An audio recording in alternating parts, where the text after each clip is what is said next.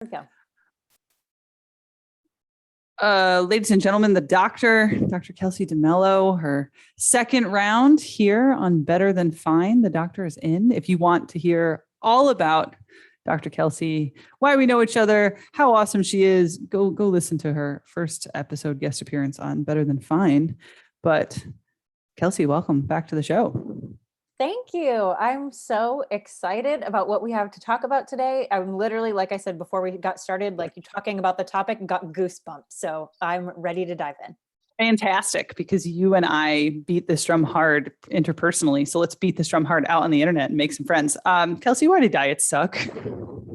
Oh man, I think this is just such a multi-layered question, right? Because as we kind of briefly discussed before we hit record here, diets, it's not diets that suck, because I'm very much consider diet like a 4-letter word, right? Like, because they do suck and they are horrible. But the reality is that people even in the industry aren't necessarily taught the proper mechanisms to get someone to diet successfully. And that's where the problem lies, is in the quality of information that's getting to the consumer from the fitness professionals isn't always the best information. Yeah, I think where I struggle with is the way we throw around the word diet. Mm-hmm. And to the point that it becomes nearly meaningless. And oftentimes the target is even just wrong. So let's unpack that a little bit. When you say diet, what do you mean? So when I say the word diet, I am referring to a calorie deficit. So someone is taking in less calories than they are burning, right? They are in a purposeful attempt to lose weight. That dieting phase of your journey should only be a specific length of time, and then it should be cut off and transitioning into a reverse dieting phase or a metabolic building phase, right? Which is the part a lot of people skip. But the specific diet is referring to a calorie deficit. Yeah. So you are using that word to mean a negative calorie, like I spend X number of calories in my daily living. I am going to consume X minus, I don't know, a few hundred calories in my living. And there is going to be a second part to this episode that's going to come out a few days after this first bit, where we're going to talk about like, how do we actually execute on that? So, teaser trailer for everybody. But you said something that I think it's important to circle back to, which is the phrase reverse dieting and metabolic building. Mm-hmm. What does that mean? Okay. And we literally also just said before we hit record here, like that people who know what they're talking about have to talk dumber. So we're going to talk way dumber here. Like hold on. Let's be nice to the Better Than Fine listener, dear listener. It is not that you are dumb or that we are going to be dumber. It's that Kelsy and I both have a decade in the fitness industry, both have advanced degrees. How do you say you are a chiropractic doctor or a doctor of chiropractory? Yes. You don't even, now I don't even know how to say it. Doctor of chiropractic. Yes. And it's not that, again, it's not that, I say dumber and, in a laughing manner. But the truth is that this is complicated and it's hard to understand. And the reason it's so hard to understand is because it's so opposite what we've been told about fitness our entire lives. So I want to make sure I present it in a light that people can relate to. And I think when we say the terms like calorie deficit and talking about a diet, right, I always like to compare it to clients to money, right? Like if you're going to go through a phase where you're just spending a ton of money and you're in a deficit, right, a money deficit, and you're draining your bank account, you eventually have to go into a phase where you're going to build your bank account back up, right? You can't just run your bank account down to empty and then go on forever. Yeah. Right? Expect to go on retirement successfully. Exactly. So you have to then go through a phase where you say, you know what? Okay, for these next 3 months, I'm going to save up. I'm not going to tighten up on my spending. I'm going to build my bank account back up. And diets and reverse diets work in similar fashions as we cycle through them. So the reverse diet would be, once you go through a dieting phase and maybe you've lost 20 pounds and that's great. Okay, how do you now successfully go back and enjoy food again? How do you successfully go back so your calories aren't super low and you can build your calories back up without gaining the weight back? And that's where we need to get people to be successful. Can I nudge back on something you just said? Yes. Because I think you may have unintentionally said something against your own beliefs. You'd said something about reverse dieting is an opportunity for you to enjoy food again.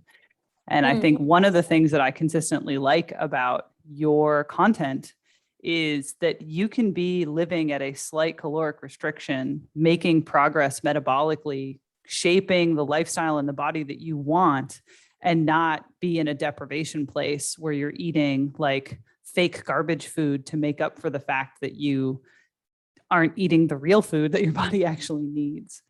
Yes. So can you just speak to that for a second so that we don't end up with a misconception in our audience? Yes. And Darlene, if for those of you obviously are listening, you can't see me. I'm like furiously nodding, like, yes, that is not what I meant. Absolutely. And I guess when I said the words enjoy food again, you know, what I kind of mean by that, and like when I walk a client through a dieting phase, a lot of times during that dieting phase, we're tracking our food 7 days a week. We're really being diligent about hitting protein goals, about hitting our macro goals, about, making sure that we're on task. My goal for clients who are with me long-term is eventually to get it so that they don't have to track at all. Right. So when I say enjoy food, I don't mean like while you're dieting, you can't enjoy food, but it's that dieting process is maybe a little bit more diligent than your return to full, like living life and not even thinking about it process. Does that make sense? Yeah. Return to normal living. Yeah. Yeah. And I think there's another phrase that I think we've thrown out a few times that I want to circle back to again, which is weight loss. That ultimately, how many of your clients, when you think about their fitness journey in the beginning, do you think I want this person to lose pounds on the scale versus I want to reshape this person's body composition? Well, that's kind of another multi-layered question. That's me. Hello, welcome to Better Than Fine. Let's dive real deep in the rabbit holes. Here we go. And here we go. So the question is, when a client comes to me and they say, hey, I want to lose weight, or I want to lose fat, or maybe they're saying, a lot of times women don't understand words like recomp, right? Which is what you're talking about, is changing your body composition. And women will use words like toned, right? They'll be like, well, I like my weight is fine, but I just want to look toned, right? And regardless of someone's goal, whether and I actually in my business, I've told my assistant coaches, we are reclaiming the word toned because that is a word that like all fitness professionals can't stand. But I'm like, you know what? We're just going to start using it all the time because that's what women understand. Right? Like that's where they're at. I cannot help but smile and laugh whenever you put anything up about this. And can you guess why? No. So I used to be long ago, I was Kelsey's boss. Yes. Do you remember learning about body composition when I taught that continuing education class? Yes. Do you remember how I used to describe it? No, I don't, but I do. You remember how enthusiastically I would teach? I loved teaching baby trainers. But it was that people would come in and they say, I just want to be toned. And what we as trainers need to be able to hear is you want to have sufficient muscle to be able to have something to tone around, and then a low enough body fat that you can see it. And if you just have low weight, you look like Nicole Ricci in a bathing suit. To give you a date on how long ago this was, Nicole Ricci in a bathing suit looked like Skeletor in a meat bag, as opposed to looking like Jessica Biel. So whenever you talk about this concept, I, in the back of my head, go like, yes, she was listening. Yes. And I do remember that now that like I said, as soon as you said Nicole Ricci, I was like, yep, I remember this conversation. Yep. But part of teaching baby trainers good content is giving them ways that it sticks in their mind so they remember it when they're in the consult room. Yeah. But yeah, you're right. Like clients will come in and they say, I want to look a certain way. I want to be toned. And I'm sure there's listeners to the show who are hearing themselves in this commentary, but that's not the same thing as being lighter. Mm-hmm. And the reality is, yeah, when those clients come to us, regardless of what they're saying, you have to have a good handle on where that client is currently at to even assess what's possible, right? Like if that woman is coming to you, and there are two different scenarios, and I'll say which one is kind of more common here, and you can talk about what you see more commonly, but like scenario one, a woman comes to us and maybe she's very overweight, right? She's very overweight. She needs to actually lose body fat. And we start to dig in, we started tracking food, and we're like, wow, you're eating like 3,500 calories a day and you didn't even realize how much you were eating. And okay, let's taper you down and let's start to lose some weight. And, you need to lose weight and this is a good thing for your health, right? That's situation number one. Pretty rare. Situation number two is a woman comes to us and she's a healthy weight and she's saying, well, I want to get toned. I feel like I eat healthy, but I'm not getting anywhere. I work out, but again, I'm just not getting anywhere. And that woman, we don't approach that problem with fat loss, right? Because typically that woman, when we start her tracking her food, she's eating like 1,200 calories a day in salads. She's under consuming protein. She really doesn't have the muscle mass, like you said, Darlene, to get a Jessica Biel look. So if we put her into a fat loss phase, she's going to get the Nicole Richie look, right? So we have to start her with a muscle building process. And that's way more commonly what we see. Yeah, I would say I'm going to add a 2B. 2B is the woman who has yo-yo dieted, is not currently exercising because she is so demotivated. Her sense of efficacy is low because she has followed the conventional wisdom of the fitness industry, sometimes for decades, and will undercalorie and then binge eat because there is a feeling of shame and guilt that comes along with not being able to, soft quotes, do it like everyone else.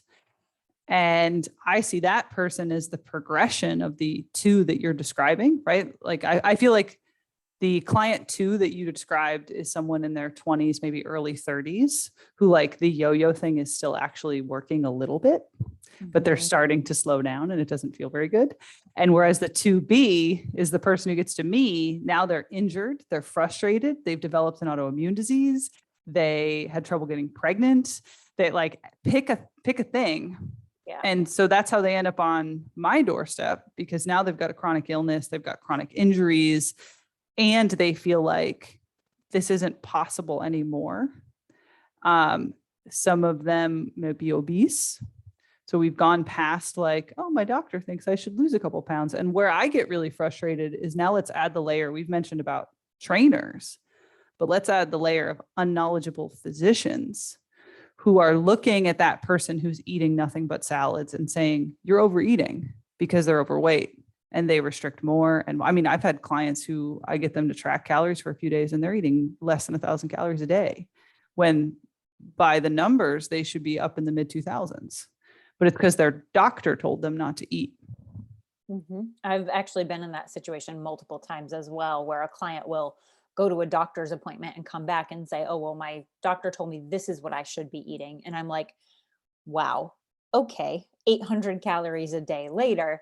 And it's like, whoa, why did you pass out the other day? Why are you tired all the time? Do you have brain fog? Why do you have headaches? Why can't you sleep at night? Gee, I wonder, because your doctor told you to eat 800 calories a day. I mean, it's infuriating. Yeah. Absolutely infuriating. Yeah. And so I guess this is the heart of why I wanted to do this episode with you, is the way that we throw around weight loss, the way that we throw around diet is hurting us as individuals, as cultural groups, as a society, right? How much better would we all be at living our purpose in life if we ate food that is nourishing to us, developed metabolisms that are healthy? You said something the other day that I really want you to say right now about, you don't think that we have what is it? Say the thing. Oh yeah. I remember you messaged me about this. And I firmly believe this with every cell of my being, that in the United States, we do not have a food problem or an obesity problem. We have a metabolic problem. And I will stand by that every single time I get into a conversation with someone, because again, every person in the United States, we're all on a diet. We're all inundated constantly with information about diets, with exercise. And we can all relate to seeing very overweight people completing these athletic events, right? Like marathons and triathlons. And I've seen people being in spin classes. We talked about spin a while back, right? That are very overweight people. And it's like, well, why are these people not losing weight if they're doing these things? They're eating all these low calorie diets. They're working out all the time. Like, why are they not losing weight? Because we have a metabolic problem, not an obesity problem. Can you explain what that means? I sure can. So a metabolic problem, in my opinion, what is going on is that, like I said, everyone is on a diet. So when you eat less than, for women, I don't like women to go, and it depends on size, right? Darlene, I'm pretty tall. I'm 5'7". Darlene is way taller than me. So She's not for, tall. yeah, yeah, not compared to Darlene, I'm not tall, but for the average woman, I would say the lowest I like to see a woman's calories is like 1600 at the lowest, right? And that's just kind of a rule of thumb. Again, depending on body size, we could argue a couple hundred here or there. But I don't like to see women below 1600 calories. If we're going below 1600 calories, what that means is your body's going to have to start to, how do I say this? You can't really lose weight past that point because your body's cortisol tends to kick in, right? You tend to say, hey, under 1600 calories, we are stressed the F out, right? And if we're stressed out, because again, your body views less than 1600 calories as like resources are low. Imagine we're all like cavemen, hunter gatherers, and you're relying on your, you know, your man to go hunt down a bear or something for you to eat dinner, right? And that's what we're relying on. And your body is seeing like, wow, we don't have resources right now. Layer on top of that, you're doing a ton of cardio, and your body sees, oh, wow, we're running from tigers. That's what your body sees. So red flags are going off everywhere. And when those red flags are going off everywhere, again, that stress hormone cortisol is through the roof. What does that usually lead to? Sugar cravings and binging. And not sleeping and inadequate recovery of your tissues. When you do work out, you're not healing those tissues. And if it's a significant enough calorie restriction, it's also going to kill off your mitochondria. We've talked about mitochondria on the show before. It's like the place in your body where your energy is actually burned and used for work, meaning like the work of whatever your physical tissues are doing. So if you are significantly enough under-calorie, you're killing off mitochondria, which lowers your metabolism. And then you binge eat and you put weight on because now you're overflowing the gas tank. What happens if I put too much gas in my car? It just overflows onto the ground. The ground in this case being the fat around your body. Yep. Yeah. So you end up in this binge restrict cycle. And I see that all the time where women like Monday through Friday, they keep it together with their salads and their sparkling water, and they're eating like that 1,000-calorie day, Monday through Friday. And then Friday night, the queso comes out, and it starts with the queso. And then they have a margarita, and then they have 2 margaritas. And then next thing you know, they're having a whole pizza at 2:00 in the morning and completely blowing it. Right. And not blowing it in their own minds, right? Like the shame, guilt, emotional response at that point is an internal narrative about values that was conditioned by an industry that says you diet, you work out, you do your cardio, and you're going to look svelte. You're going to be toned.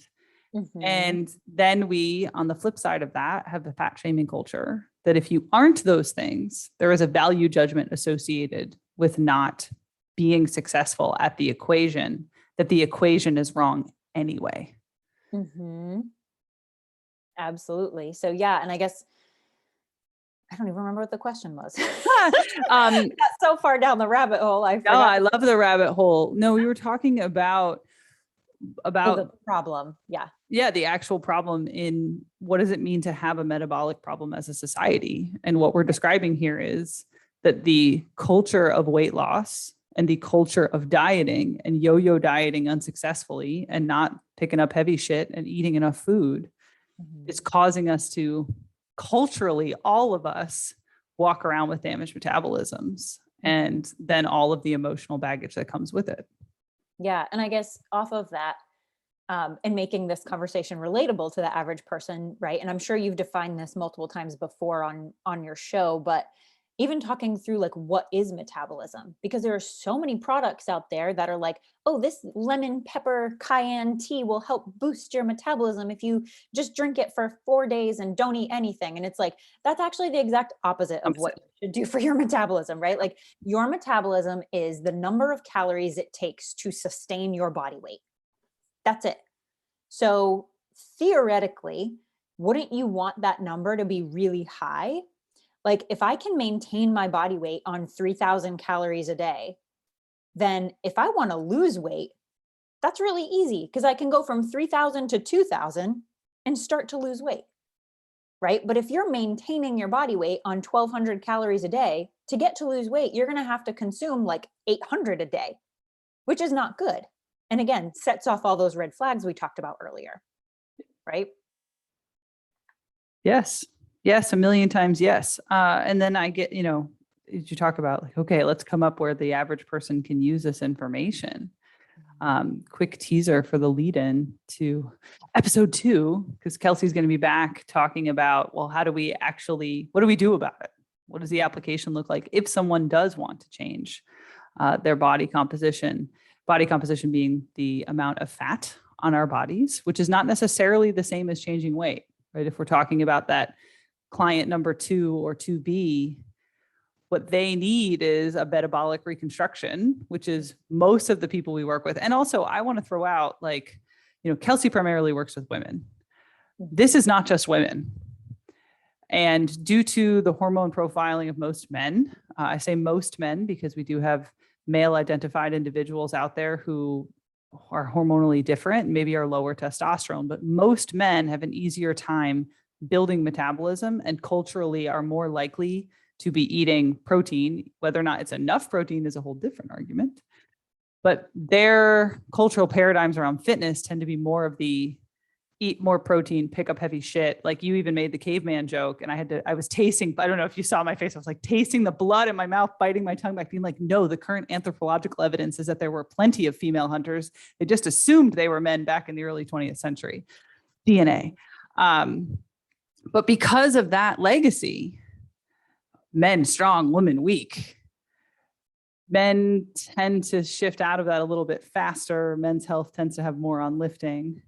And women, pick up your 5-pound weights. Mm-hmm. So in our next episode, we're going to talk a bit about what does it mean to rebuild metabolism and how do you meaningfully reshape your body? Any final thoughts? I guess for the episode teaser, what I want to leave everyone with here is one of the best pieces of fitness advice I ever got. And this is when I was kind of going through in my early 20s, my own version of this yo-yo and my personal story, is someone had said to me, I don't even remember who it was at this point, but they said, eat and train like your brother. That's what you should be doing. You should be eating and training like your brother. And for those of you who don't know my brother, he was like a college basketball player, like 6'3" monster. Like my brother doesn't fit through doorways. Like he's a big person and he eats probably like 7,000 calories a day. And watching him eat and watching him train, I mean, he's like a superhuman. So to have that like context and be like, what? You want me to eat and train like him? Like he's a monster. And that was actually the best advice I could have ever gotten. So stay tuned. I hope it's not weird for me to say your brother is a good looking human being. So not bad advice all around. Not weird. It's okay. It's pretty cute. It's not weird. It's not weird. Stay tuned. Part 2.